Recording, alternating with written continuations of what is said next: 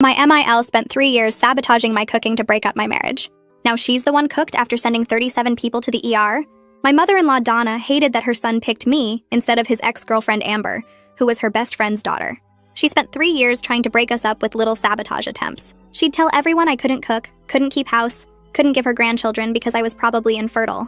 Some women just aren't meant to be wives and mothers, she'd say loud enough for me to hear at every gathering. When subtle attacks didn't work, Donna got creative. She started volunteering to help me in the kitchen during family events. Then she'd ruin the food when I wasn't looking.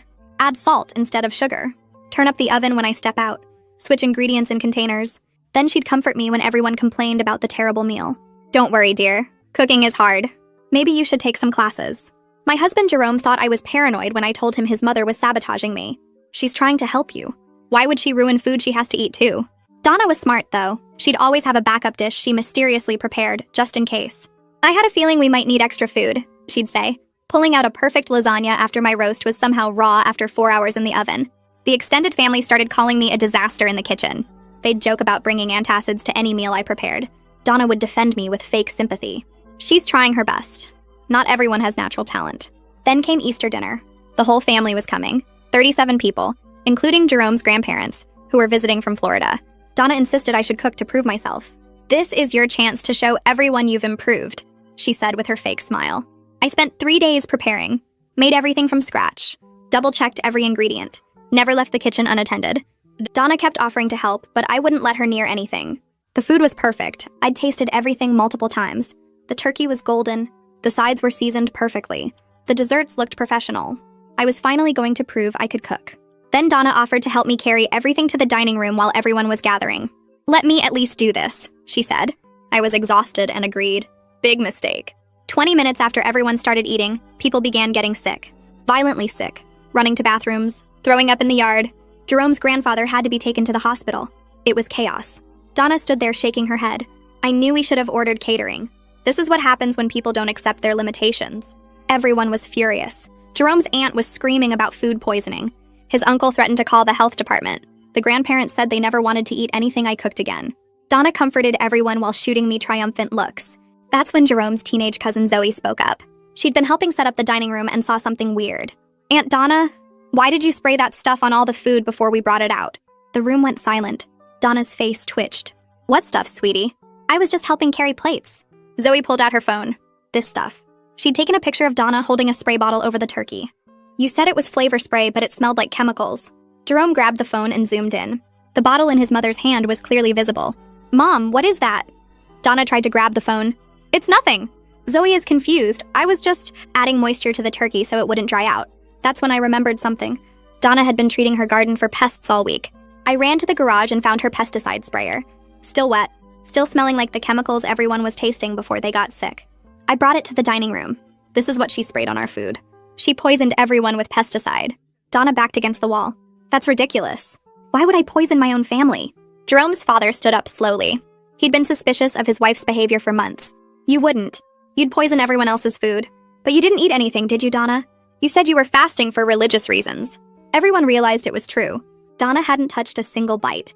She'd made excuses about giving up meat for Lent, being on a cleanse, having a stomach bug. She never ate when I cooked. Jerome's aunt, who was a nurse, called poison control immediately. They said everyone needed to go to the emergency room for treatment. 37 people in the ER because of Donna's psychotic need to destroy me. While everyone was getting treated, the police showed up. The detective looked young, maybe 30, with tired eyes that had probably seen too much already. He sat across from me at our dining room table while Jerome squeezed my hand so hard my fingers went numb. Detective Hamilton pulled out a notebook and clicked his pen. He asked me to start from the beginning, and I did.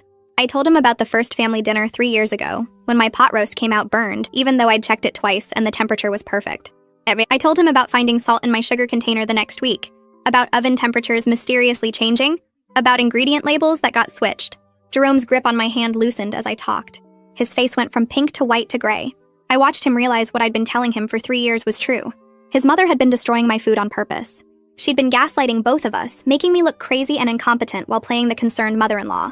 When I got to the part about Donna always having backup dishes ready, Jerome made a choking sound. The detective wrote everything down without reacting, just kept asking questions about dates and times and who else was there. By the time I finished, Jerome had let go of my hand completely.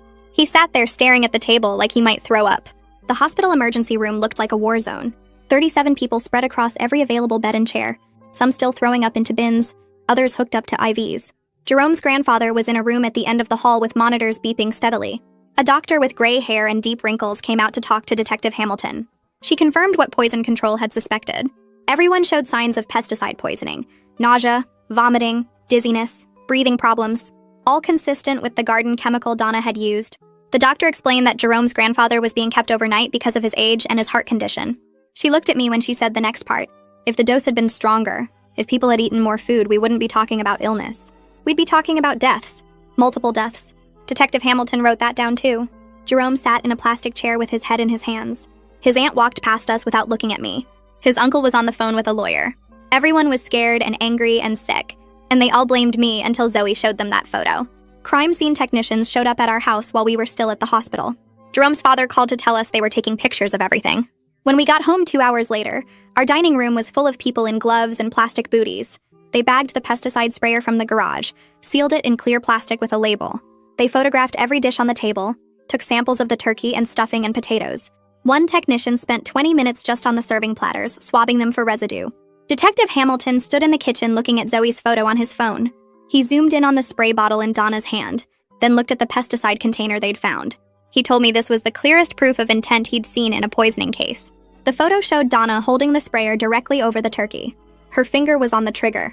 The label on the bottle was visible when you zoomed in. There was no way to claim this was an accident or a misunderstanding. She deliberately poisoned food that she knew 37 people were about to eat. Jerome's father found me in the hospital hallway near the vending machines. His eyes were red and wet. He pulled me into an empty waiting room and closed the door. Then he started apologizing. He said he'd noticed Donna's obsession with breaking up my marriage, but convinced himself it was normal mother-in-law stuff. Protective, not destructive. He told me about times over the years when Donna badmouthed me to family members, always when Jerome wasn't around. She'd tell his sisters I was lazy and couldn't keep house. She'd tell his aunts I was probably infertile and Jerome deserved better. She'd show his cousins photos of Amber and talk about what a perfect wife she would have been. He said he felt sick now that he never spoke up to defend me. He just let Donna say whatever she wanted because it was easier than fighting with her. He apologized for being a coward, for enabling her behavior, for not protecting me when he should have. I didn't know what to say, so I just stood there while he cried. They took Donna to the police station in handcuffs. Jerome and I followed in our car because Detective Hamilton said we might need to answer more questions.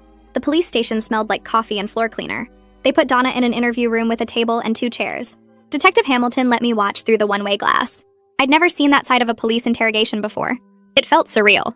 Donna sat there looking small and confused, playing the victim. When Detective Hamilton came in, she tried her usual act. The sweet, concerned mother-in-law voice. The fake worry. She kept saying this was all a misunderstanding. She was just trying to help with dinner. She didn't know what Zoe was talking about. But then Detective Hamilton pulled out his phone and showed her Zoe's photo. He asked her to explain why she was holding a pesticide sprayer over the turkey. Her whole face changed. The mask slipped. I saw real panic for the first time. Not fake concern or manufactured worry, actual fear. She stammered something about moisture and keeping the meat from drying out. Detective Hamilton asked why she'd use garden pesticide instead of water or broth. Donna didn't have an answer for that. Jerome broke down in the hospital parking lot after they officially arrested his mother. We were walking to the car and he just stopped next to a light post and started sobbing. Big gasping sobs that shook his whole body. He said he was sorry over and over. Sorry for not believing me. Sorry for defending his mother's help in the kitchen. Sorry for dismissing my concerns as paranoia. Sorry for 3 years of making me feel crazy. I stood there feeling angry and hurt, and also sad for him, because he was genuinely destroyed. He'd just found out his mother tried to break up his marriage and almost killed his entire family doing it. That kind of betrayal doesn't have an easy fix. I didn't tell him it was okay because it wasn't okay, but I also didn't walk away. I stood there in the parking lot while he cried and tried to figure out if our marriage could survive this. Victoria found me in the hospital waiting room around midnight. Most people had gone home by then. Just me and Jerome and a few others waiting for updates on his grandfather. She sat down next to me and started talking before I could move away. She said she had a confession. Multiple family members suspected Donna was sabotaging my cooking. They'd talked about it behind my back at gatherings, made jokes about it. But they all thought it was harmless. Just a petty mother-in-law being territorial. They thought it was funny. Victoria's voice cracked when she said that. They'd joked about Donna's pranks instead of warning me, instead of stopping her. And now she was horrified because their silence let Donna think she could get away with anything. It let her escalate from switching sugar and salt to actual poison. Victoria apologized, but her apology made me furious. All those people suspected what was happening and they chose entertainment over protecting me. They chose Donna's feelings over my safety. And now 37 people were in the hospital because nobody spoke up when it mattered. A poison control specialist came to talk to Detective Hamilton in the hospital lobby. I was close enough to hear. The specialist explained that the pesticide Donna used was designed to kill bugs by attacking their nervous systems. In humans, it caused all the symptoms everyone experienced, but prolonged or repeated exposure could cause serious organ damage, liver damage, kidney damage, neurological problems. When I heard that, something clicked in my head. Donna wasn't just trying to make people sick at one dinner. She'd been sabotaging my food for 3 years. How many times had family members eaten food she'd tampered with? How many times had they gotten mild stomach aches or headaches and blamed my cooking? What if she'd been using small amounts of poison for years and we just never knew? The specialist couldn't answer that. But Detective Hamilton made a note to check if any family members had unexplained health issues. Donna wasn't trying to make people sick. She was willing to seriously harm her own family just to frame me as a dangerous cook. I spent the night at the hospital with Jerome while his grandfather was monitored. We sat in uncomfortable plastic chairs that made my back hurt. Neither of us talked much. We were both processing what his mother had done. Around 3 a.m, when the hospital was quiet except for beeping machines and squeaking shoes, Jerome finally asked me a question. He asked how long I'd suspected his mother was sabotaging me. I told him the truth, almost from the beginning. Maybe the second or third family dinner when my food came out wrong and I knew I hadn't made those mistakes. But I had no proof, just a feeling that something was off, and he wouldn't hear it. Every time I tried to tell him, he defended his mother, made excuses for her, made me feel paranoid for even thinking it. Jerome looked destroyed when I said that. He stared at the hospital floor for a long time. Then he said his loyalty to his mother almost cost him his marriage and my sanity. He said it like he was just realizing it, like the full weight of what he'd done was hitting him all at once. Detective Hamilton found us in the hospital cafeteria the next morning. We were drinking bad coffee and pretending to eat breakfast. He sat down across from us and pulled out his notebook. He said Donna was being held without bail. The DA considered her a danger to other people. She was charged with 37 counts of assault with a deadly weapon, plus reckless endangerment, plus attempted poisoning. The detective explained that because she deliberately contaminated food, knowing people would eat it, each person who got sick counted as a separate victim. That meant she was facing serious prison time, multiple years, maybe decades, depending on how the trial went. Jerome asked if there was any way this could be a mistake, any way his mother didn't mean to hurt anyone. Detective Hamilton looked at him with something like pity. He said they'd found Donna's search history. She'd been researching pesticide poisoning symptoms for weeks before Easter. She knew exactly what would happen when people ate that food. This wasn't an accident or a moment of poor judgment. It was premeditated assault on 37 people, including her own mother. 2 days later, Antonia got released from the hospital with a thick stack of papers about watching for delayed symptoms. She walked slowly, leaning on Jerome's arm, and when she saw me in the waiting room, she started crying. She pulled me into a hug that smelled like hospital soap and squeezed tight enough that I felt her shaking. She apologized for every time she criticized my cooking or laughed at Donna's jokes about my kitchen disasters. Her voice broke when she said she should have known something was wrong years ago. She told me that Donna always resented that Jerome chose me instead of Amber, and she could see now that her daughter's behavior crossed from disapproval into dangerous obsession. She said the word obsession like it tasted bad in her mouth. Jerome helped her into the car and we drove her home, and she kept reaching from the back seat to squeeze my shoulder. She promised she would testify about everything she remembered, every comment Donna made about breaking up our marriage, every suspicious incident with ruined food. The next afternoon, Sebastian showed up at our house carrying flowers and looking uncomfortable.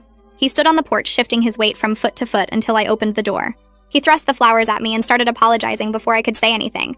He admitted he was one of the loudest voices mocking my cooking at family gatherings, and he felt terrible that his jokes gave Donna cover to continue her sabotage. His face went red when he said he thought it was funny that Donna seemed to compete with me in the kitchen. He never imagined she was deliberately poisoning food. He told me he was willing to testify about Donna's pattern of behavior if it helps the case against her. Jerome came to the door, and Sebastian apologized to him too, saying he should have spoken up when he noticed Donna's weird obsession with criticizing me. We invited him in for coffee, and he sat at our kitchen table looking at the flowers like he wished he'd brought something bigger. 3 days after the poisoning, Zoe came over to give her statement to Detective Hamilton. She sat on our couch with her phone clutched in both hands, nervous about talking to a cop. I sat beside her and thanked her for being brave enough to take that photo and speak up. She told me she thought it was weird that Donna was spraying something on the food, but she never imagined it was poison. She just knew something felt wrong. Her voice got quiet when she said she almost deleted the photo because she thought maybe she was being paranoid. Her instinct to document what she saw saved me from being blamed for poisoning 37 people. I started crying when I realized that without her photo, everyone would have believed Donna's story, that I was a dangerous cook. Detective Hamilton was gentle with Zoe during the interview, walking her through exactly what she saw and when. He made copies of the photo from multiple angles and had her write down everything Donna said about the spray bottle. When he finished taking her statement, he told her she might have saved lives by speaking up. Zoe left looking less nervous and more proud of herself. A week after the poisoning, Jerome and I met with prosecutor Cadence Reed in her office downtown. She was younger than I expected, maybe 40, with sharp eyes that made me feel like she could see through walls. She spread crime scene photos and evidence reports across her desk and explained that this was one of the most clear-cut poisoning cases she'd handled. She pointed to Zoe's photograph and the pesticide sprayer and said, "Juries love physical evidence this concrete." She told us that Donna's defense attorney would likely try to claim mental illness or temporary insanity. She tapped her pen on a stack of papers and said the 3-year pattern of sabotage I could document proves this was calculated, not a sudden break from reality. She asked me if I had any evidence of the earlier incidents, and I told her I had photos and receipts and text messages. Her eyes lit up when I said that. She told me to gather everything and bring it to her office because premeditation would be key to getting the most serious charges to stick. I spent the next 2 days going through old photos and receipts to document Donna's sabotage pattern. I found pictures from family gatherings where my food looked perfect before Donna helped and ruined after. There was a photo from Jerome's birthday 2 years ago showing a beautiful chocolate cake I made, and another photo from an hour later showing the same cake collapsed and burned. I found credit card receipts showing Donna bought ingredients identical to ones I already had, always right before family dinners. She'd purchased vanilla extract when I already told her I had some, bought salt when my cabinet was full, picked up baking powder the day before I was making biscuits. The pattern was obvious once I looked for it. I found text messages where she volunteered to help in the kitchen right before disasters occurred. One message from Thanksgiving last year said she wanted to help me with the turkey because she had special techniques. That turkey came out raw in the middle, even though I'd followed the timing exactly. I printed everything and organized it into a folder that got thicker and thicker. Jerome watched me work and his face got paler as the evidence piled up. The premeditation was overwhelming and damning, right there in black and white. 2 weeks after the poisoning, Prosecutor Reed called to say that Arthur Steele, Donna's defense attorney, was trying to negotiate a plea deal. He wanted Donna to plead to lesser charges in exchange for avoiding trial. Reed's voice was firm when she said she wasn't interested in deals because the evidence was too strong. She told us she believed we could get a conviction on the most serious charges and wanted Donna to face full consequences for endangering 37 people. She asked if we agreed with that approach, and Jerome and I both said yes immediately. We didn't want Donna getting a reduced sentence for what she did. Reed sounded satisfied when she said she'd tell Steele the offer was rejected. She warned us that he might try to contact us directly to pressure us into accepting a deal, and she told us not to talk to him without her present. That same week, Jerome's father moved out of the house he shared with Donna. He filed for divorce and told Jerome he couldn't stay married to someone capable of poisoning their entire family. He showed up at our house with 2 suitcases and red eyes from crying. He said he was moving into a hotel and starting to see a therapist to process how he missed the signs of his wife's deteriorating mental state. We sat in the living room and he apologized for staying silent while Donna treated me terribly. He told me privately that he was ashamed he enabled Donna's treatment of me, and he wanted to make amends by supporting us through the trial. His voice shook when he said he kept telling himself Donna was just being protective of Jerome. All mothers-in-law had adjustment periods. He realized now that he chose peace over protecting me, and he'd have to live with that guilt. Jerome hugged his father and they both cried. It was the first time I'd seen them embrace like that in years. Over the next few days, I received messages from several family members who were poisoned. They all apologized for doubting me and mocking my cooking over the years. Victoria sent a long text admitting she suspected Donna was sabotaging me, but thought it was funny rather than cruel. Sebastian called to say he felt sick knowing his jokes gave Donna permission to keep going. Other relatives sent flowers or stopped by with apologies. Some of them admitted they saw Donna switching ingredients or adjusting oven temperatures, but convinced themselves it was harmless. Their apologies felt hollow, because their silence allowed Donna's behavior to get worse and worse. But I accepted the apologies anyway, because I needed their testimony to establish the pattern for trial. Prosecutor Reed said having multiple witnesses describe years of suspicious behavior would make it impossible for the defense to claim this was an isolated incident. 3 weeks after the poisoning, I started seeing a therapist named Danielle Pratt, who specialized in family trauma. Her office had soft lighting and comfortable chairs that didn't feel like a doctor's office. She asked me to describe what happened, and I started with Easter dinner, but she stopped me. She said we needed to go back to the beginning, to the first time I suspected Donna was sabotaging me. So I told her everything, starting from 3 years ago when my first roast came out raw. Danielle listened without interrupting, and when I finished, she said what Donna did was psychological abuse designed to destroy my self-esteem and my marriage. She said the word abuse firmly, like she wanted me to really hear it. She helped me understand that calling it difficult in-law behavior minimized what I'd survived. Naming it as abuse rather than just family drama helped me process the anger and betrayal I felt. She gave me homework to write down every incident I could remember and how it made me feel at the time. A month after the poisoning, Detective Hamilton called with new information that made my stomach drop. He discovered that Donna had been researching pesticide poisoning symptoms online for weeks before Easter. Her search history showed she looked up how much chemical it takes to make someone sick, how long symptoms last, whether people would need hospitalization. She knew exactly what the chemicals would do to people and deliberately chose a dose that would make everyone violently ill without causing obvious permanent damage. Hamilton's voice was disgusted when he said this evidence destroyed any claim that the poisoning was accidental or impulsive. He found searches from 3 weeks before Easter about whether pesticide could be tasted in food, how to mask chemical flavors, what happens if elderly people ingest garden chemicals. Donna had planned this carefully, researching and preparing like someone planning a military operation. The evidence showed she wanted everyone sick enough to blame me, but not sick enough to die and trigger a murder investigation. I felt cold all over when Hamilton explained this, because it meant Donna had calculated everything, every single detail, including how much suffering she could cause without getting caught for killing anyone. I felt sick knowing Donna had planned everything so carefully. Jerome drove us home from the hospital in silence, his hands tight on the wheel. When we got inside, he sat on the couch and put his head in his hands. I stood in the doorway watching him fall apart. He looked up at me with red eyes and asked if our marriage could survive this. I didn't have an answer ready because I'd been asking myself the same thing for hours. He said his mother tried to destroy us, and he let it happen by not believing me. His voice broke when he said he should have protected me instead of defending her. I sat down next to him but didn't touch him because I was still too angry. He promised he'd do whatever it took to rebuild my trust. He said we could do family therapy, couples therapy, whatever I needed. He'd set permanent boundaries with his mother no matter what happened at trial. He'd never dismiss my concerns again. I listened to him make promises, and part of me wanted to believe him, but another part remembered 3 years of being called paranoid. I told him honestly that I didn't know if I could forgive him for dismissing my reality for so long. Every time I tried to tell him his mother was sabotaging me, he made me feel crazy. That damage didn't disappear just because he finally saw the truth. But I also told him I still loved him, and I was willing to try because our marriage meant something to me. He reached for my hand and I let him take it, even though I wasn't sure yet if I could trust him again. The next morning, Reed called and asked us to come to her office. Jerome and I drove downtown to the prosecutor's building and took the elevator to the 3rd floor. Reed's office had windows overlooking the courthouse and files stacked on every surface. She gestured for us to sit and pulled out a folder.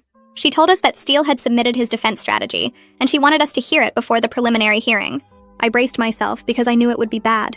Reed opened the folder and read from the defense filing. Steele was arguing that Donna only meant to make people a little sick to prove I was incompetent in the kitchen. She claimed she was protecting the family from my dangerous cooking by showing everyone I couldn't be trusted with food preparation. The defense called it a misguided attempt at family intervention, not criminal assault. I felt rage building in my chest as Reed read. This was more gaslighting. More of Donna trying to paint herself as the hero while making me the villain. Even facing 37 assault charges, she was still trying to convince everyone that I was the problem. Reed looked at me with sympathy and said she knew this was hard to hear. She assured me the evidence wouldn't support this narrative. The pesticide research, the calculated dose, the 3-year pattern of sabotage all proved this wasn't about protecting anyone. This was about destroying me. But hearing Donna's defense strategy still hurt because it meant she'd learned nothing. She still believed she was right to poison 37 people, if it meant proving I was a bad cook. Jerome squeezed my hand and told Reed we wanted to fight this. No plea deals, no reduced charges. We wanted a jury to hear what his mother really did. 3 days later, Jerome's father called to say Antonia was having problems. We drove to her house and found her looking pale and tired. She told us she'd been to the doctor that morning because her stomach wouldn't stop hurting. The doctor ran tests and found inflammation in her stomach and intestines from the pesticide exposure. He prescribed medication to manage the damage and said it might take months to fully heal. She'd have to avoid certain foods and take pills 3 times a day for the foreseeable future. I sat with her in her kitchen while she cried about how her own daughter had poisoned her. She said she kept thinking about Donna spraying chemicals on food knowing her mother would eat it. What kind of person does that to their own family? I held her hand and didn't have an answer because I'd been asking myself the same thing. The betrayal felt even worse knowing Donna hurt her own mother just to frame me. Jerome stood by the window looking destroyed. His grandmother was suffering ongoing health problems because his mother was so obsessed with breaking up our marriage that she didn't care who got hurt. The doctor said the inflammation might cause permanent digestive issues. Antonia might never be able to eat normally again because Donna decided proving I was a bad cook was more important than her mother's health. 2 weeks after the poisoning, I went back to work. My coworkers were supportive but curious about the family emergency I'd mentioned. I kept my answers vague because I didn't want to become the office gossip. My desk was covered in welcome back cards and someone had left flowers by my computer. People stopped by throughout the morning asking if everything was okay now. I said it was getting better and changed the subject. At lunch, my boss pulled me into her office. She closed the door and told me she'd heard through the grapevine that I was dealing with something serious. She didn't need details but wanted me to know that if I needed additional time off or schedule flexibility during the trial, I should ask. Having support at work separate from the family drama made me feel less alone.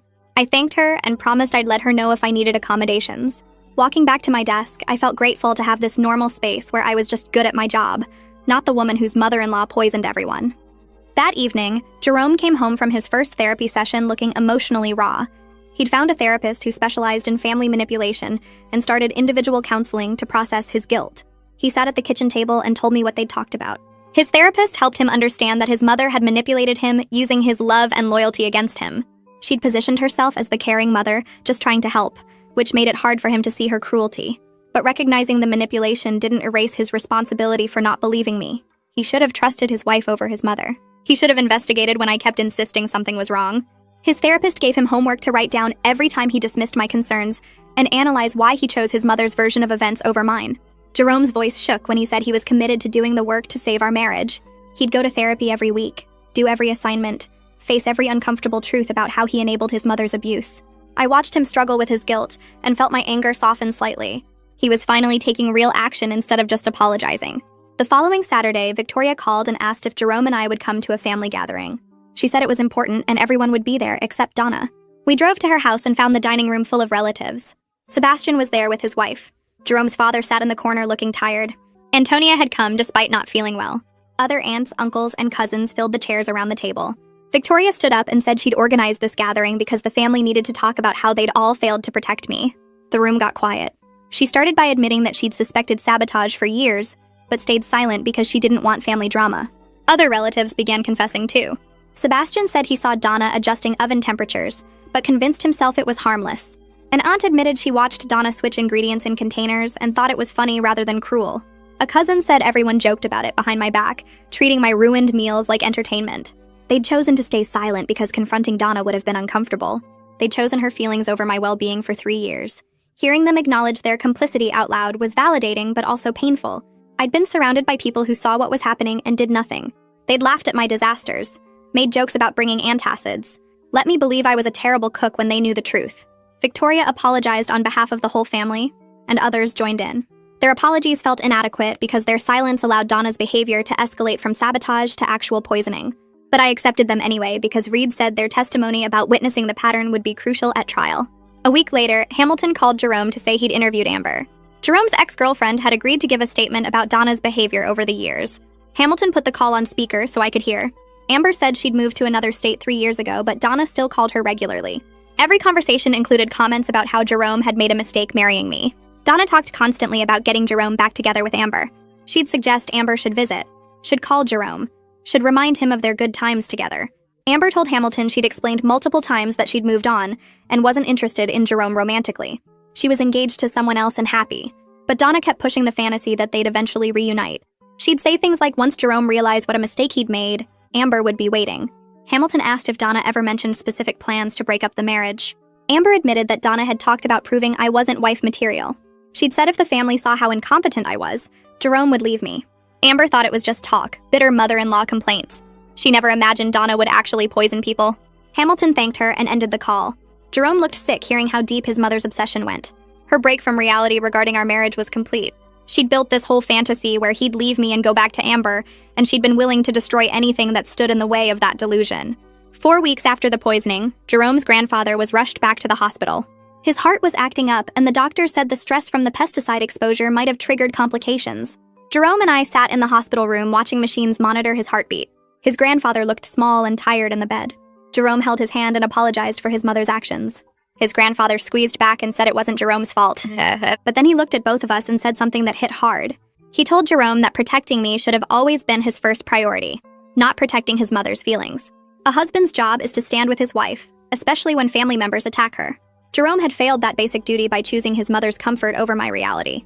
His grandfather said he loved Jerome, but was disappointed that it took 37 people getting poisoned before he finally believed his wife.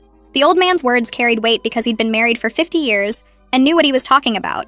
Jerome broke down crying and promised he'd never fail me like that again. His grandfather nodded and said he hoped that was true because I deserved better than what Jerome had given me for 3 years. I sat there listening to this man defend me from his hospital bed and felt grateful that at least someone in Jerome's family had seen the truth all along. That night, I couldn't sleep, so I went to the garage looking for old boxes. I found journals I'd kept during the first 2 years of marriage. I brought them inside and started reading. Page after page documented incidents of ruined meals and Donna's suspicious behavior. I'd written everything down because I thought I was going crazy and needed proof for myself. One entry from a year ago described a roast that came out raw, even though I'd checked it twice. I'd written about how Donna had been alone in the kitchen for 5 minutes before dinner. Another entry questioned whether I really was a terrible cook or if something else was happening. I'd documented my growing isolation as Jerome refused to believe me. Reading my own words from years ago made me cry with anger. I'd questioned my sanity, wondered if I was imagining things, felt completely alone because my husband thought I was paranoid. The journals proved I wasn't crazy. They showed a clear pattern of Donna's sabotage and my desperate attempts to make sense of what was happening. The next day, I brought the journals to my therapy session with Danielle. She read through several entries and told me these journals were proof that I wasn't paranoid. I'd been systematically abused and gaslit for years. She said documenting everything had been a survival instinct, my mind trying to hold on to reality when everyone around me was telling me I was wrong. The journals validated every suspicion I'd had and every concern Jerome had dismissed. Reed called a week later with news about the trial. The date was set for 2 months away. She wanted me to testify about the 3-year pattern of sabotage to establish that the poisoning wasn't a sudden impulse, but the culmination of years of calculated abuse. She warned me that Steele would try to paint me as a paranoid wife who imagined persecution. He'd question why I stayed in contact with Donna if she was really sabotaging me. He'd suggest I made up the pattern after the fact to make myself look better. Reed said we needed to be prepared with specific documented incidents. She wanted me to go through my journals and create a timeline of every sabotage attempt I could prove. We'd use photos, receipts, text messages, and witness testimony to back up my claims.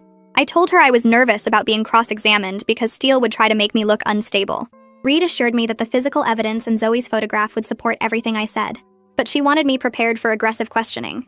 We scheduled multiple prep sessions to practice my testimony. I left her office feeling anxious but determined. I'd spent 3 years being called paranoid and incompetent. Now I'd finally get to tell the truth about what Donna put me through, and a jury would decide who was really crazy. Jerome and I sat in the therapy office the following week, both of us nervous about starting this process. The counselor introduced herself and explained that she specialized in betrayal trauma, which meant she understood the specific damage caused when someone you trust violates that trust repeatedly. She asked us to describe what brought us to therapy, and Jerome started talking about his mother's actions. He explained the poisoning, the 3 years of sabotage before it, and how he'd dismissed my concerns the entire time. His voice cracked when he admitted he'd made me feel crazy for suspecting his mother. The therapist listened carefully and then told Jerome something that made him sit up straighter. She said rebuilding trust wasn't about apologizing once or promising to do better. It required consistent action over time, showing up every day to prove the words meant something. She gave us exercises to practice communicating about the hurt without letting it take over everything. We had to set aside specific times to talk about the betrayal, and then put it away during other times, so it didn't poison every moment of our marriage. The first few sessions were painful because Jerome had to hear exactly how much damage his refusal to believe me had caused. But slowly, we started having conversations that felt productive instead of just me being angry and him being defensive. Sebastian called me 2 weeks later and asked if we could meet for coffee. I agreed, curious about what he wanted to discuss. We sat in a booth at a diner near his house, and he told me that several family members wanted to write victim impact statements for the court. These statements would be read at sentencing to help the judge understand how the poisoning affected everyone physically and emotionally. He asked if I wanted to write one too, explaining that it could include not just the poisoning itself, but the years of abuse that led up to it. I sat there stirring my coffee and realized I absolutely wanted to write a statement. For 3 years, I'd been silenced, dismissed, and made to feel like my reality didn't matter. Now I had a chance to put everything in writing and have it officially recognized by a court.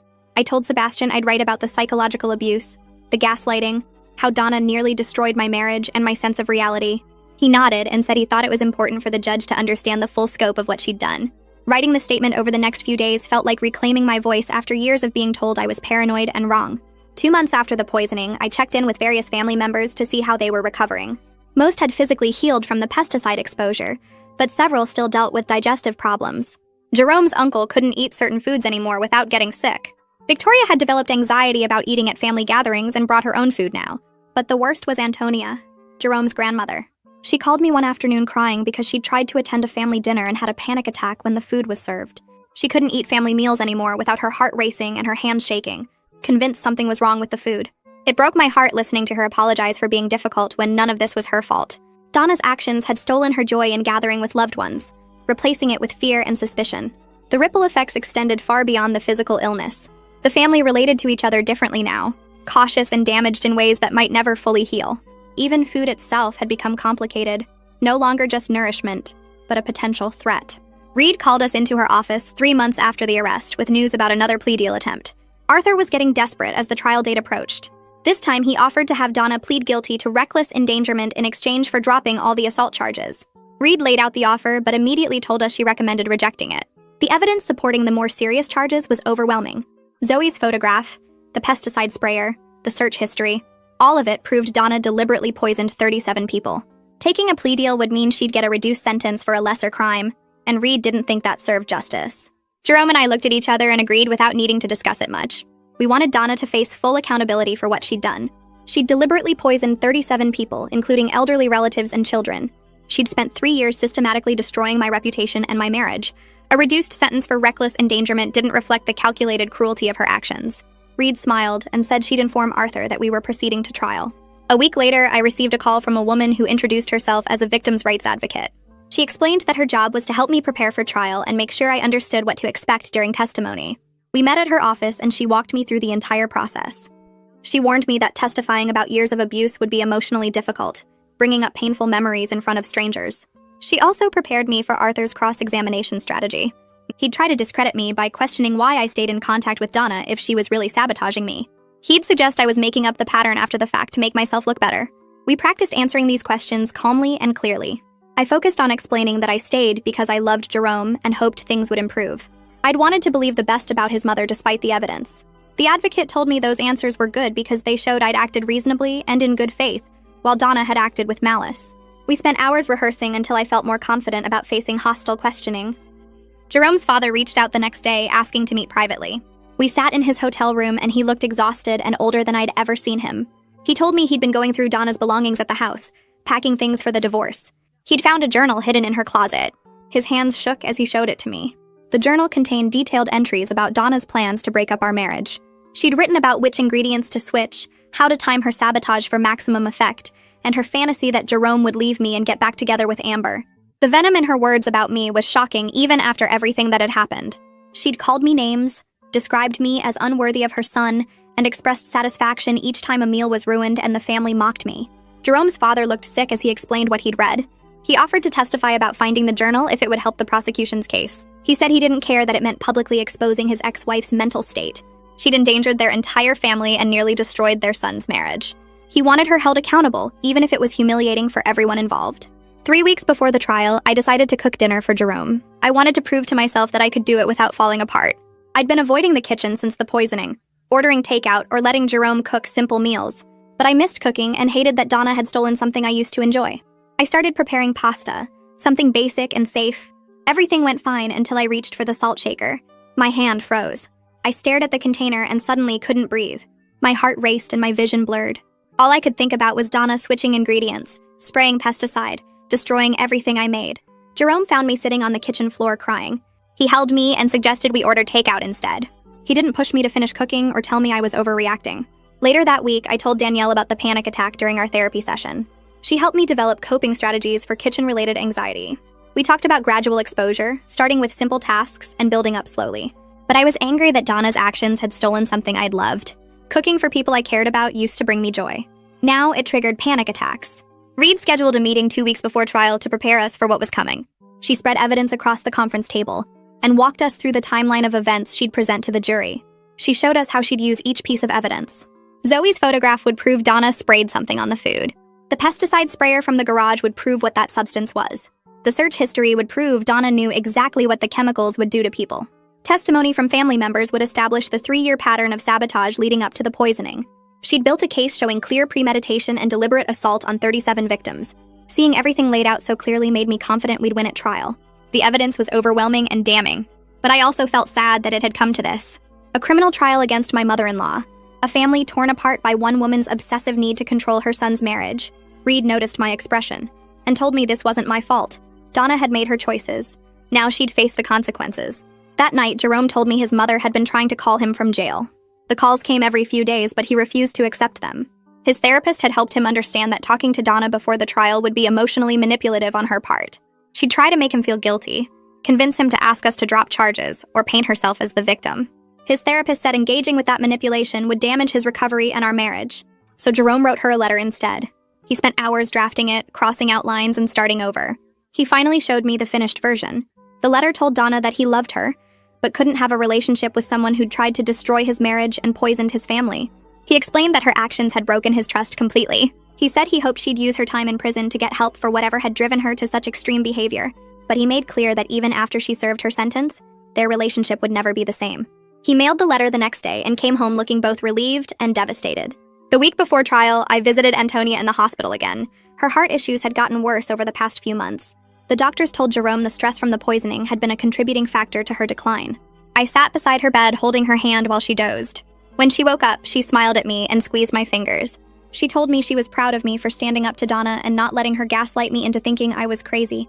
She said too many people in the family had stayed silent when they should have spoken up, and that silence had enabled Donna to keep hurting me. Her support meant everything because she was the family matriarch. If she believed me and stood with me, it validated everything I'd been saying for 3 years. I promised her I'd tell the whole truth in court no matter how uncomfortable it made the family.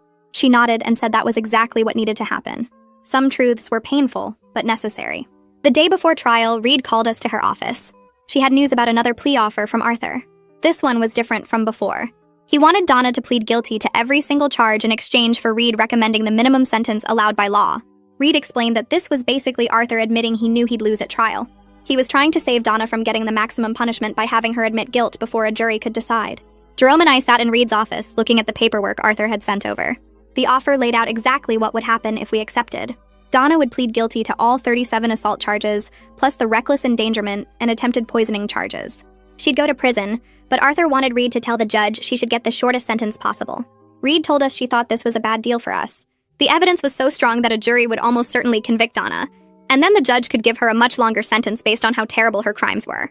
If we accepted the plea deal, we'd be letting Donna off easier than she deserved. Jerome looked at me and asked what I wanted to do.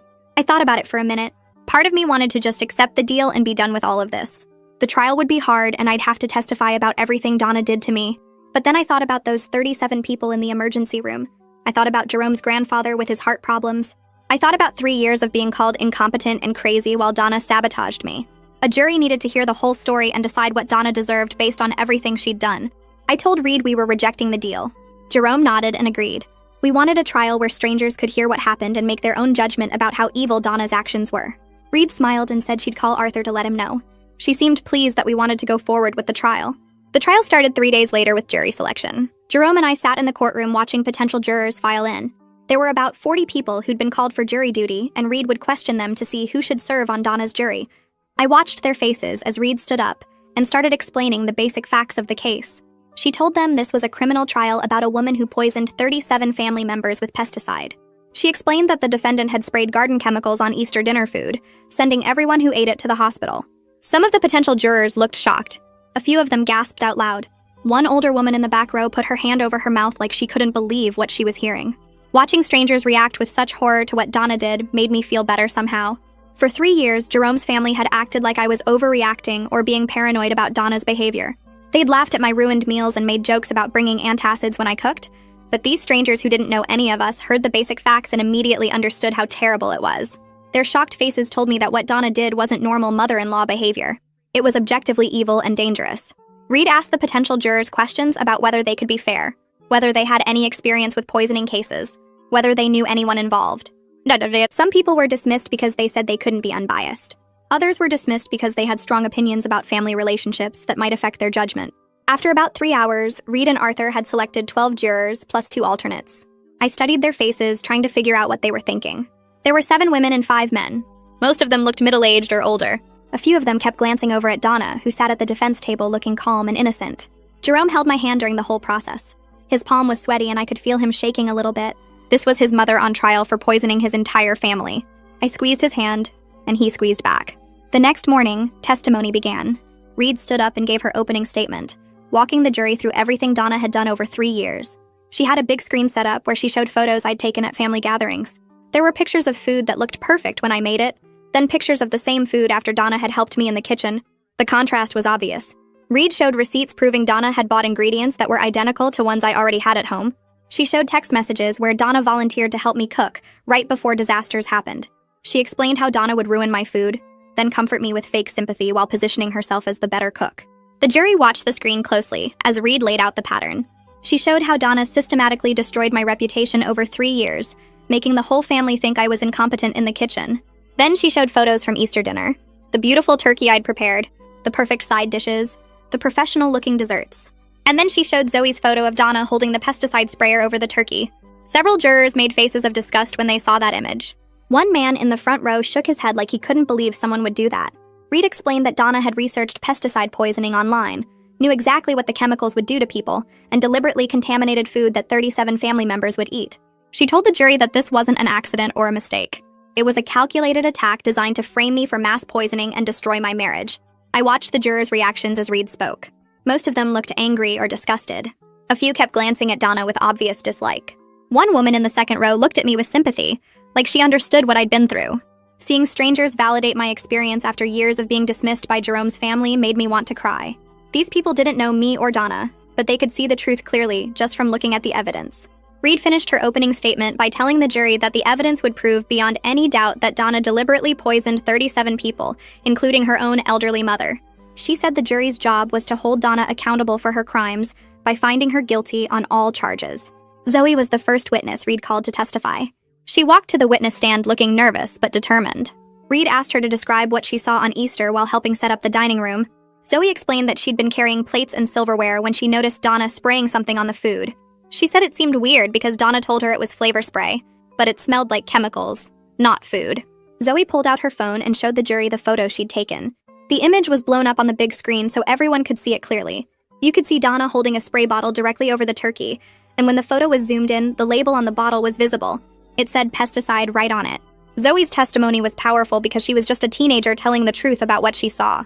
She wasn't trying to make Donna look bad or help me. She was just describing something that struck her as strange. When Reed finished questioning her, Arthur stood up to cross-examine. He tried to suggest that Zoe had misunderstood what she saw, that maybe Donna was doing something innocent and Zoe got confused. But Zoe didn't back down. She pulled out her phone again and showed the photo to the jury one more time, pointing at the pesticide label that was clearly visible when you zoomed in.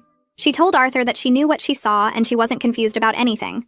The jury looked convinced by her straightforward testimony. Several of them nodded along as she spoke, and a few smiled at her like they appreciated her honesty. Arthur sat down looking frustrated. He hadn't been able to shake Zoe's story at all. Detective Hamilton testified next about the evidence he'd collected. He explained how he'd found the pesticide sprayer in our garage still wet with chemicals that matched what people tasted in the food. He described searching Donna's computer and finding her internet search history from the weeks before Easter. The searches were damning. Donna had looked up pesticide poisoning symptoms, how much pesticide it takes to make someone sick, whether pesticide poisoning can be fatal, and how to disguise the taste of chemicals in food. Hamilton explained that this search history proved Donna knew exactly what she was doing. She'd researched the effects of the poison and deliberately chose a dose that would make everyone violently ill without causing obvious permanent damage. This wasn't an accident or a momentary lapse in judgment. It was carefully planned. Arthur tried to cross-examine Hamilton but couldn't shake his testimony. The physical evidence and digital evidence together painted a clear picture of premeditation. I watched several jurors taking notes during the parts about Donna researching how much pesticide to use. They looked disturbed by the level of planning that went into poisoning 37 people. Hamilton stayed calm and professional throughout his testimony, presenting the facts without emotion. His detective work had been thorough, and the evidence he'd collected was overwhelming. When Reed called my name, my hands started shaking. Jerome squeezed my shoulder as I stood up and walked to the witness stand. The bailiff had me put my hand on a Bible and swear to tell the truth. I sat down and looked at the jury, trying to stay calm. Reed smiled at me encouragingly and started asking questions about my relationship with Donna. I described the 3 years of sabotage, the ruined meals, the fake sympathy, the constant criticism. Reed guided me through specific incidents where Donna had destroyed my cooking, then comforted me while everyone else complained. I explained how she'd switch salt and sugar, turn up the oven temperature when I wasn't looking, swap ingredients in containers so I'd use the wrong thing. The jury listened carefully as I described the pattern of abuse. Reed showed them photos and receipts while I explained what had happened at each family gathering. I talked about how isolated I felt, knowing something was wrong but having no proof. I described telling Jerome about my suspicions and having him dismiss my concerns as paranoia. Several jurors looked sympathetic as I explained years of being called incompetent and infertile, of being the family joke, of doubting my own sanity because no one believed me. One woman in the front row looked visibly angry on my behalf. Her face was red, and she kept shaking her head as I described how Donna would ruin my food, then position herself as the helpful mother-in-law trying to teach me. When I got to Easter dinner, my voice cracked a little. I described spending 3 days preparing perfect food, being so careful, finally thinking I'd prove I could cook. Then I described Donna offering to help carry food to the dining room and me being too exhausted to refuse.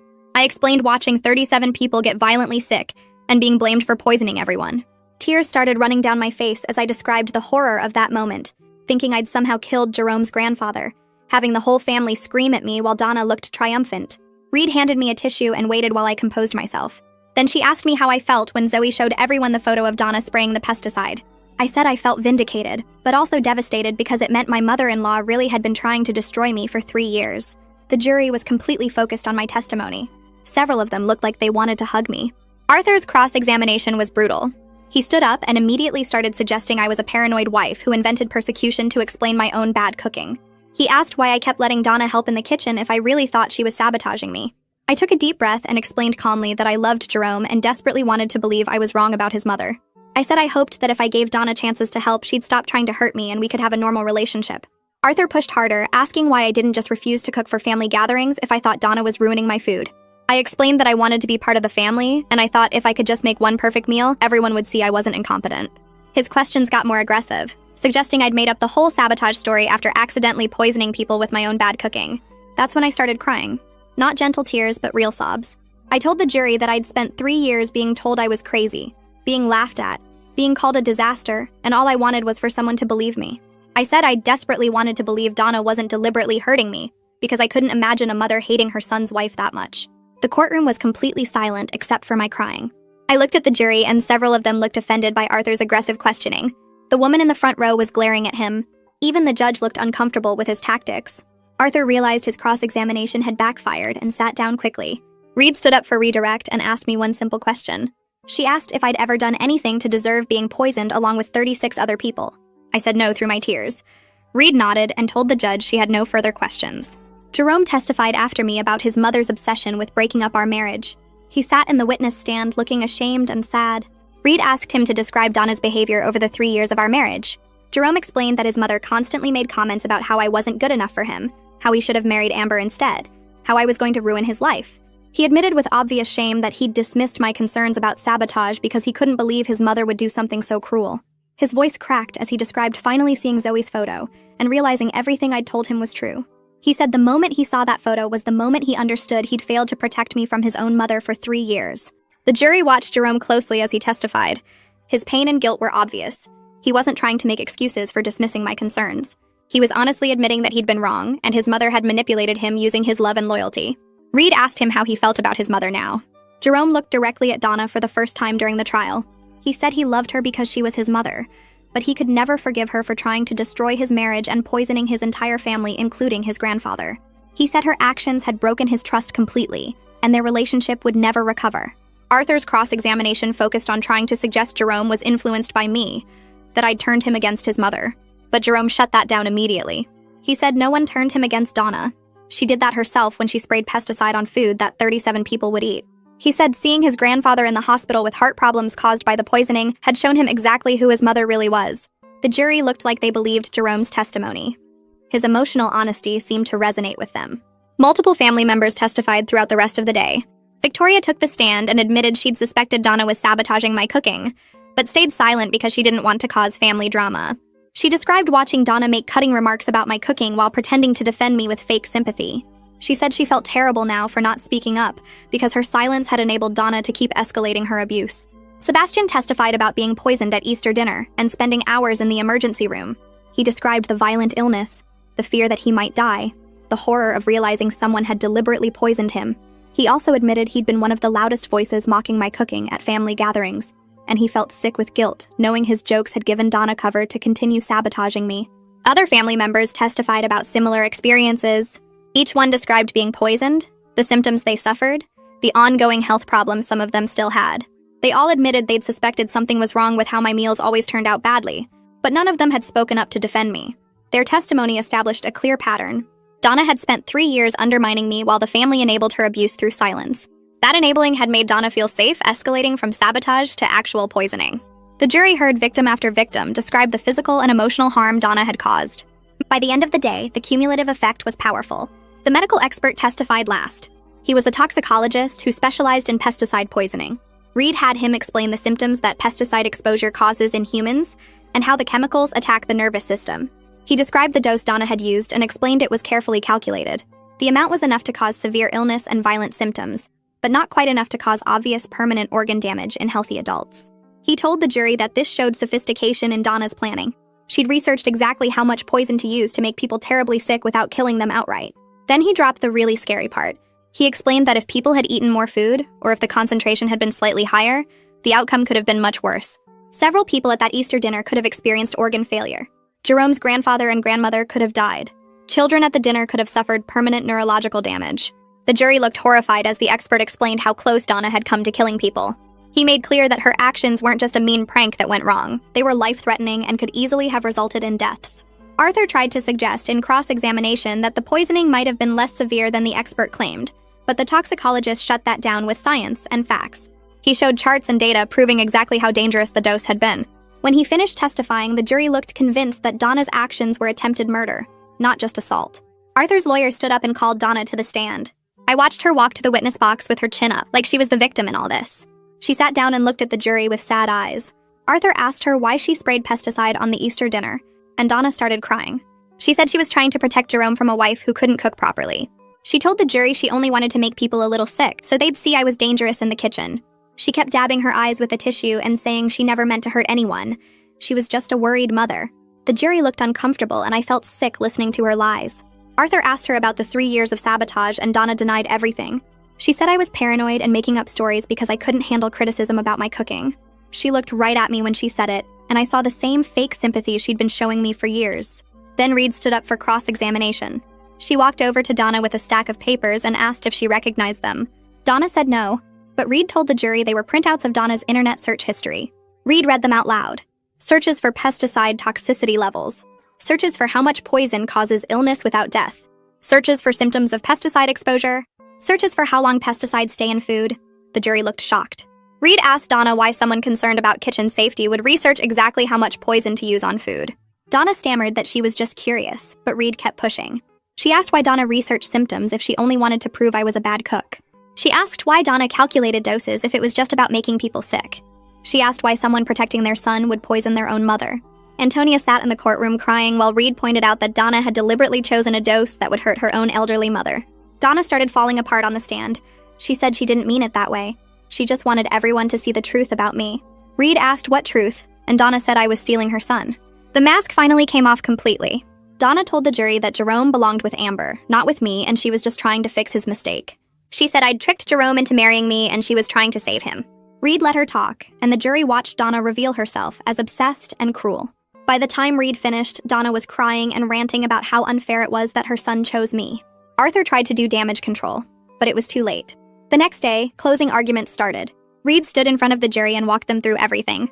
She said Donna's actions showed calculated, premeditated assault against 37 victims, including elderly family members and children.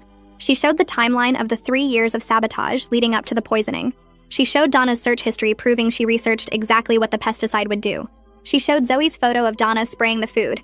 She showed the pesticide bottle from the garage. She reminded the jury that Donna hadn't eaten any of the poisoned food and had made excuses about fasting. She told them about Donna's complete lack of remorse, how even on the stand she blamed me instead of taking responsibility. Reed said this wasn't a mother protecting her son, it was a woman, so obsessed with controlling her son's life that she was willing to poison 37 people to destroy his marriage. She pointed at Donna and said she showed no remorse because she still believed she was right. She asked the jury to hold Donna accountable for every single person she hurt. Arthur got up and tried to argue for mercy. He said Donna was a woman of a certain age who'd never been in trouble before. He said she had mental health issues and needed treatment, not prison. He talked about how she'd raised Jerome and been a good mother for years. He asked the jury to consider her age and her lack of criminal history when deciding her fate. But his argument felt weak after everything they'd heard. The evidence was overwhelming. The pattern was clear. Donna had spent years planning and executing a campaign to destroy me, and she'd escalated to actual poisoning when sabotage didn't work. Arthur couldn't explain away the search history or the photo or the fact that Donna didn't eat the poisoned food. He couldn't explain why a concerned mother would research pesticide doses. His plea for mercy rang hollow against the mountain of evidence showing deliberate cruelty over years. The jury went out to decide. Jerome and I sat in the hallway outside the courtroom. His father sat with us, not talking, just waiting. 4 hours later, the bailiff came and told us the jury had reached a verdict. We went back into the courtroom and I felt my heart pounding. The jury filed in and the judge asked if they'd reached a verdict. The 4-person stood up and said yes. The judge asked them to read it. Guilty on count 1, assault with a deadly weapon. Guilty on count 2, assault with a deadly weapon. The foreperson kept reading, and every single count came back guilty. 37 counts of assault with a deadly weapon. Guilty on reckless endangerment. Guilty on attempted poisoning charges. I started crying with relief. Jerome put his arms around me and held me while I sobbed. His father sat behind us with his head in his hands, crying too. I looked over at Donna, and she showed no emotion at all. She just sat there staring straight ahead like the verdicts didn't matter. The bailiff came and put handcuffs on her to take her back to jail to wait for sentencing. As they led her away, I realized she still didn't believe she did anything wrong. Even after being convicted on every single charge, she thought she was the victim. 3 weeks later, we went back to court for sentencing. The judge said victims could read impact statements before he decided Donna's sentence. I'd written mine and practiced it with Danielle so I wouldn't fall apart. When the judge called my name, I walked up to the microphone. My hands shook as I held my paper. I told the judge about 3 years of psychological abuse. I described how Donna sabotaged my cooking and my reputation while pretending to help me. I talked about the gaslighting, how she made me question my own sanity. I said her actions didn't just hurt me physically when she poisoned everyone. They stole my confidence and damaged my marriage. I told him I spent 3 years thinking I was crazy because my husband wouldn't believe me when I said his mother was sabotaging me. I described the trauma of nearly being framed for poisoning 37 people. I said I still have panic attacks when I cook because of what Donna did. I told the judge that Donna's obsessive need to control her son's marriage had destroyed my sense of safety in my own family. When I finished, I sat down and Jerome squeezed my hand. Then they played a video from the hospital. Jerome's grandfather was still too sick to come to court, so he recorded his statement from his hospital bed. He looked so much older and weaker than he had at Easter. He told the judge about the poisoning triggering heart complications that had put him in the hospital twice since Easter. He said the doctors told him the stress and the pesticide exposure had damaged his heart permanently. He talked about being scared he might die and not understanding why his own daughter would poison him. He said he'd never felt safe eating food again after what Donna did. His voice shook when he talked about how the poisoning had stolen months of his life and might have shortened his remaining time. When the video ended, several people in the courtroom were crying. More family members came up to read their statements. Victoria talked about ongoing digestive problems that made her feel sick every day. She said she couldn't enjoy meals anymore because she was always afraid of getting poisoned again. She cried when she admitted she'd suspected Donna was sabotaging me, but stayed silent, and she said her guilt over that silence ate at her constantly. Sebastian read a statement about the anxiety he now felt around food and family gatherings.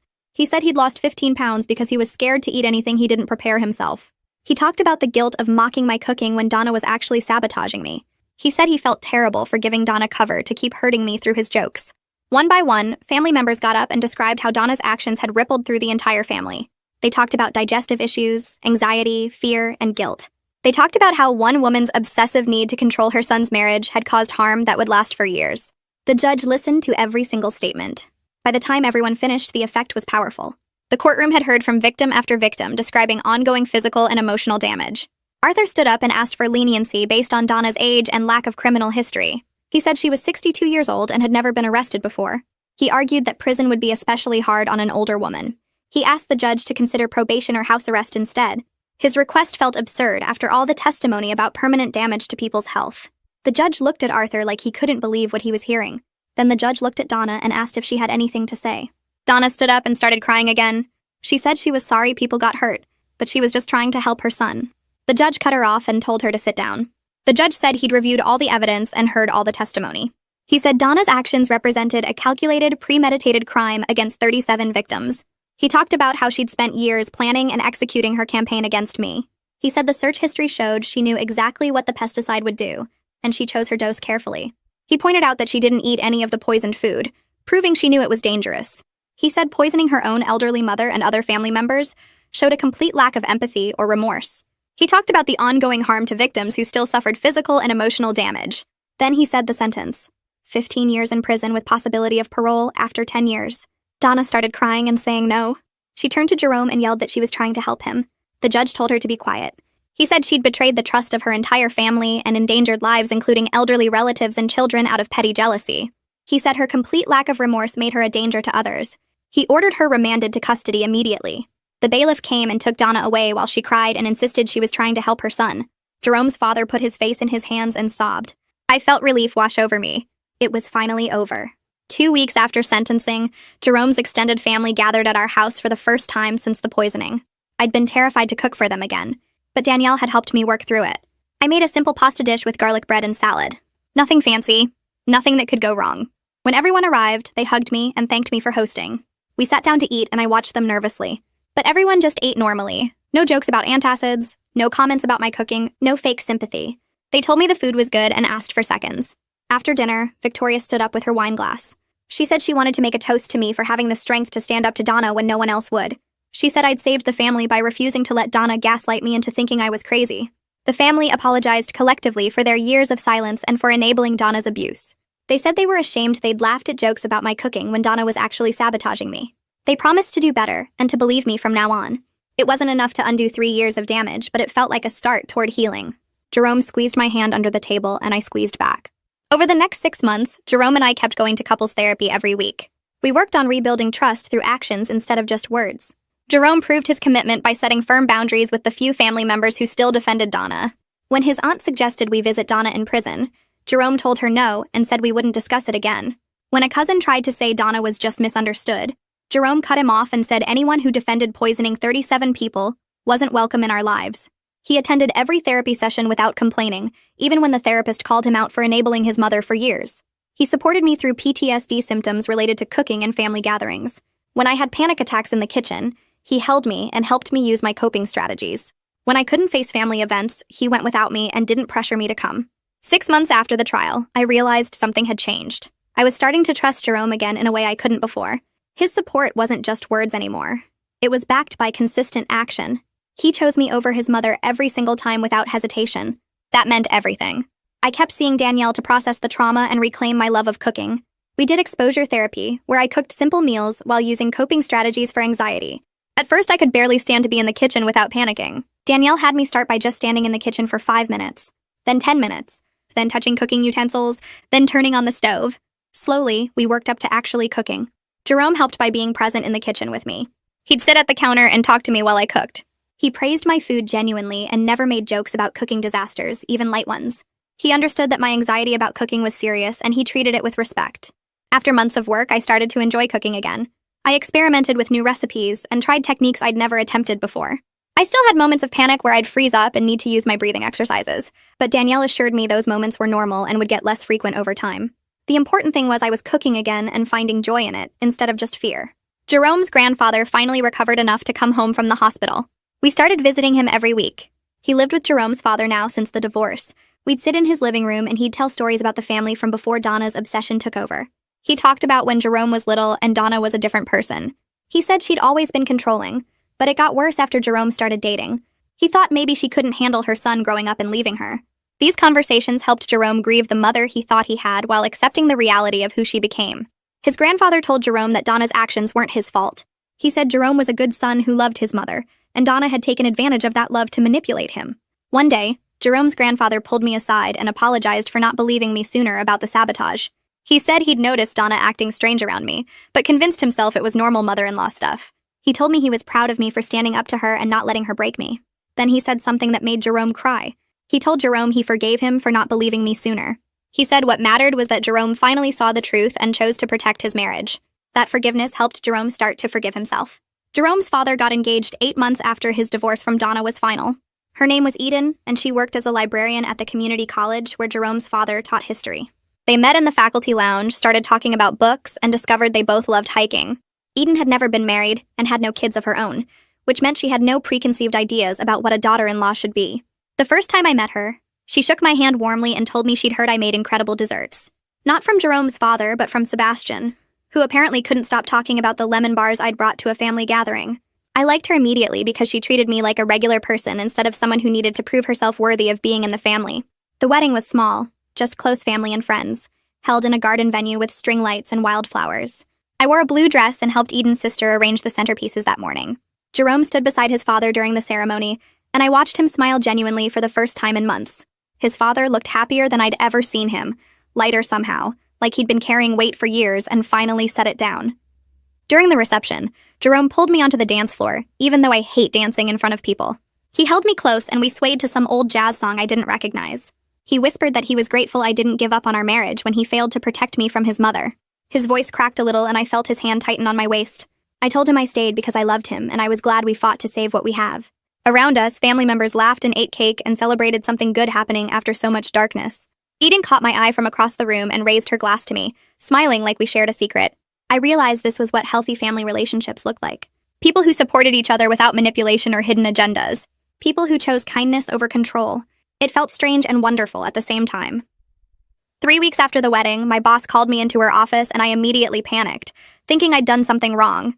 Instead, she told me I was promoted to senior project manager with a significant raise. She said she was impressed by my resilience through a difficult year, and my work had been consistently excellent, even when I was dealing with personal trauma. I sat there stunned, trying to process that something good was happening in my professional life, separate from all the family drama. Having success at work reminded me that I was capable and competent, regardless of Donna's 3-year campaign to make me feel worthless. I called Jerome from my car in the parking lot, crying happy tears for once. He said we should celebrate properly. That night, Jerome told me to sit at the dining table and not come into the kitchen. I heard pots clanging and the oven beeping and him swearing under his breath. 20 minutes later, he emerged carrying 2 plates of slightly burned chicken parmesan with pasta that was a little mushy. He'd even attempted garlic bread, though it was more charcoal than bread.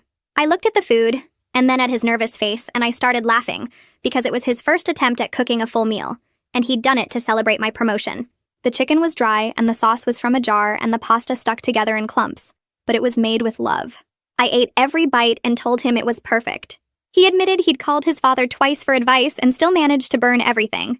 We laughed until our stomachs hurt, and I realized this was healing too.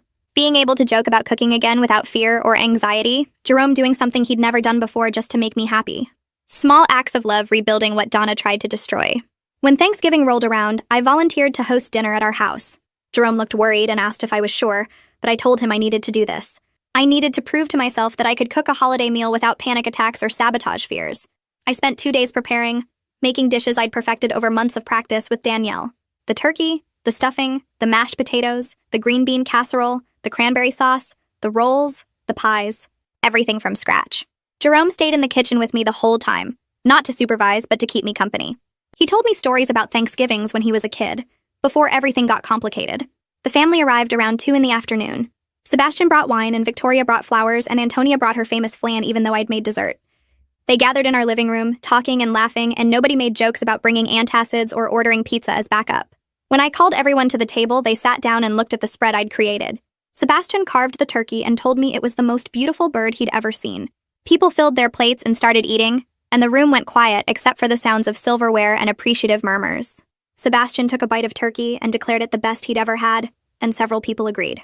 Victoria came into the kitchen while I was refilling the water pitcher and hugged me tight.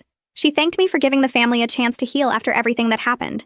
I realized I'd reclaimed not just my reputation, but my joy in feeding people I love.